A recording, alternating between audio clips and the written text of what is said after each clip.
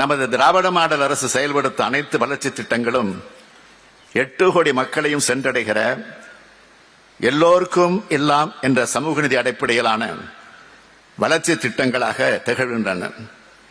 ஏழை எளிய நடுத்தர மக்களின் தேவைகளை உணர்ந்து அவர்கள் கேட்பதற்கு முன்னதாகவே அவற்றை நிறைவேற்றி தரும் அரசாக விளங்கி வருகிறது. நான் தொடர்ந்து மேற்கொண்டு வரும் கள ஆய்வுகள் மற்றும் மக்களிடமிருந்து பெறப்பட்ட கருத்துக்கள் ஆகியவற்றின் அடிப்படையில் உங்களது திராவிட மாடல் அரசின் சார்பாக இந்த வீர விடுதலை திருநாளில் சில அறிவிப்புகளை வெளியிடுவதில் மட்டற்ற மகிழ்ச்சி அடைகிறேன். அரசு மருத்துவமனைகளை நாடி வரும் ஏழை எளியோருக்கு சிறப்பான சிகிச்சைகளும் தரமான மருந்துகளும் வழங்கப்பட்டு வருகின்றன. இந்நிலையில் தனியார் மருத்துவமனையில் சிகிச்சை பெறும் நடுத்தர குடும்பங்கள் தங்களுக்கு தேவையான மருந்துகளை அதிக விலை கொடுத்து வாங்க வேண்டியுள்ளது. நீரிழிவு, இரத்த அழுத்தம் போன்ற நோய்களுக்கு தொடர்ந்து மருந்துகளை வாங்க வேண்டியுள்ளதால் இவர்களுக்கு அதிக செலவுகள் ஏற்படுகின்றன. இதற்கு தீர்வாக பொது பெயர் வகை ஜெனரிக் மருந்துகளையும் பிற மருந்துகளையும் குறைந்த விலையில் இவர்களுக்கு கிடைக்கச் செய்யும் வகையில் முதல்வர் மருந்தகம் என்ற புதிய திட்டத்தை இந்த அரசு செயல்படுத்தும். வரும் பொங்கல் திருநாள் முதல் செயல்படுத்த உள்ள இந்த திட்டத்தின் கீழ் முதற்கட்டமாக 1000 முதல்வர் மருந்தகங்கள் திறக்கப்படும்.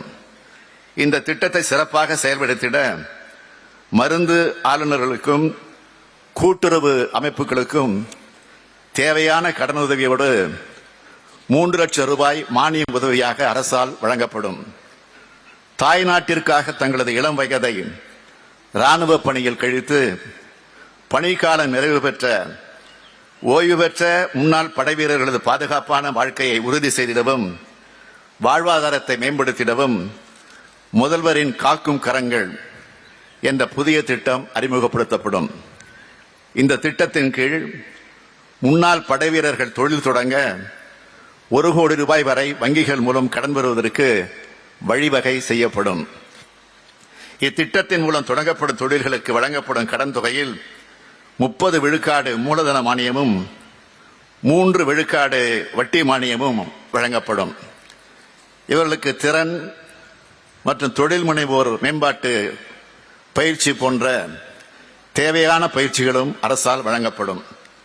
ராணுவ பணியின் போது உயிரிழந்த படைவீரர்களின் குடும்பத்தினருக்கு இத்திட்டத்தின் மூலம் பயன்பெறலாம். அடுத்த 2 ஆண்டுகளில் 400 முன்னாள் ராணுவத்தினர் பயன்பெறும் வகையில் 400 கோடி ரூபாய் மதிப்பிலான திட்டங்களுக்கு ஏறத்தாழ 120 கோடி ரூபாய் முதலீட்டு மானியம் மற்றும் 3 விழுக்காடு வட்டி மானியம் சேர்த்து வழங்கப்படும். அடுத்ததாக தியாகிகள் குடும்பங்களுக்கு பயனளிக்கும் வகையில் சில அறிவிப்புகளை இப்போது மகிழ்ச்சியோடு வெளியிட விரும்புகிறேன். மாநில அரசு விடுதலை போராட்ட வீரர்களுக்கு தற்போது வழங்கி வரும் மாதாந்திர ஓய்வூதியம் 20,000 ரூபாய் என்பது 21,000 ரூபாயாக உயர்த்தி வழங்கப்படும். விடுதலை போராட்ட தியாகிகள் குடும்பங்களுக்கு தமிழ்நாடு அரசு தற்போது வழங்கி வரும் மாதாந்திர குடும்ப ஓய்வூதியமான 11,000 ரூபாய் 11,500 ரூபாயாக உயர்த்தி வழங்கப்படும். வீரபாண்டிய கட்டபொம்மன், சிவகங்கை மருது சகோதரர்கள், ராமநாதபுரம் மன்னர் முத்துராமலிங்க விஜயராகநாத சேதுபதி, வ.உ. சிதம்பரனார் ஆகியோரின் வழித்தோன்றல்கள் பெற்று வரும் மாதாந்திர சிறப்பு ஓய்வூதியமான 10,000 ரூபாய் என்பது இனி 10,500 ரூபாயாக உயர்த்தி வழங்கப்படும். சமீப காலமாக நாம் பெரிதும் எதிர்கொள்ளும் பிரச்சனையாக காலநிலை மாற்றம் உருவாகியுள்ளது. இதனால் ஏற்படும் இயற்கை சீற்றங்களால் பெரும் பாதிப்புகள் உண்டாகின்றன. அண்மையில் கூட நமது சகோதர மாநிலமான கேரளத்தில் பெய்த பெருமழை காரணமாக வயநாட்டில் மிகப்பெரிய நிலச்சரிவு ஏற்பட்டது. இந்த பாதிப்புகளிலிருந்து கேரளம் மீள்வதற்கான அனைத்து உதவிகளையும் நாம் வழங்கியுள்ளோம். தமிழ்நாட்டிலும் நீலகிரி மற்றும் வால்பாறை மலைப்பகுதி, கொடைக்கானல் போன்ற மேற்கு தொடர்ச்சி மலைப்பகுதிகள், ஏற்காடு மற்றும் ஏலகிரியை உள்ளடக்கிய மலைப்பகுதிகள் என மலை நில பகுதிகள் அதிகம் உள்ளன. அங்கு பெரு மழை காலங்களில் ஏற்படக்கூடிய இயற்கை இடர்பாடுகள் குறித்து முறையாக ஆய்வு செய்ய தமிழ்நாடு அரசு முடிவு செய்துள்ளது. வனத்துறை, புவிசார் அறிவியல் துறை, வீட்டு வசதி மற்றும் நகர்ப்புற வளர்ச்சித்துறை மற்றும் சுற்றுச்சூழல் துறை உள்ளிட்ட பல்துறை வல்லுநர்களை கொண்ட ஒரு குழுவால் அறிவியல் அடிப்படையிலான ஒரு விரிவான ஆய்வு மாநில பேரிடர் மேலாண்மை துறையின் மூலமாக இந்த பகுதிகளில் மேற்கொள்ளப்படும்.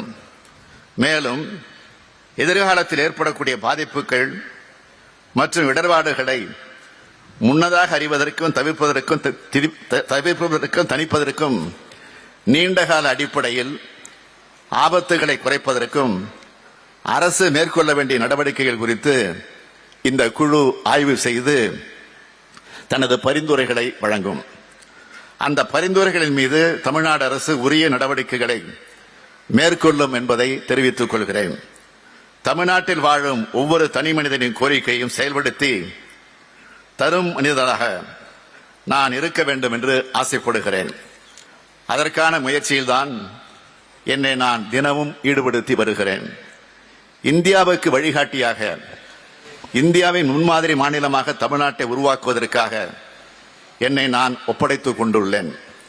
தந்தை பெரியார், பேரறிஞர் அண்ணா, தமிழக தலைவர் கலைஞர் ஆகியோரின் வழித்தோன்றல் மட்டுமல்ல, அவர்கள் நினைத்த செயலை செய்து காட்டும் வழிவழி தொடர்ச்சியாக நான் செயல்பட்டு வருகிறேன். மக்களுக்கு உண்மையாக இருப்பதை மக்கள் தொண்டு என்று செயல்பட்டு வரும் எனக்கு தமிழ்நாட்டு மக்கள் தொடர்ச்சியாக அழைத்து வரும் வெற்றிக்கு நான் தலை வணங்குகிறேன். நீங்கள் எனக்கு அழைத்து வரும் வெற்றியின் மூலமாக தமிழ்நாட்டை தலைநிமிர வைப்பேன்.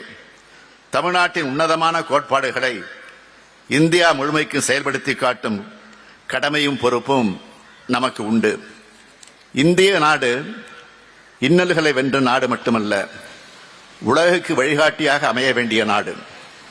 அத்தகைய இந்திய நாட்டின் பொறுப்புமிக்க குடிமக்களாகிய நாம் எடுத்துக்கொள்ள வேண்டிய உறுதிமொழி, நம்மை காக்கும் நாட்டை காப்போம், நம்மை காக்கும் நாட்டை காப்போம். தமிழ்நாட்டு மக்களுக்கு உங்களில் ஒருவனாக, இந்திய நாட்டு மக்களுக்கு தமிழ்நாட்டின் முதலமைச்சராக எனது மனமார்ந்த விடுதலை நாள் நல்வாழ்த்துக்களை மீண்டும் ஒருமுறை தெரிவித்து என்னுடைய உரையை நிறைவு செய்கிறேன். நன்றி, வணக்கம்.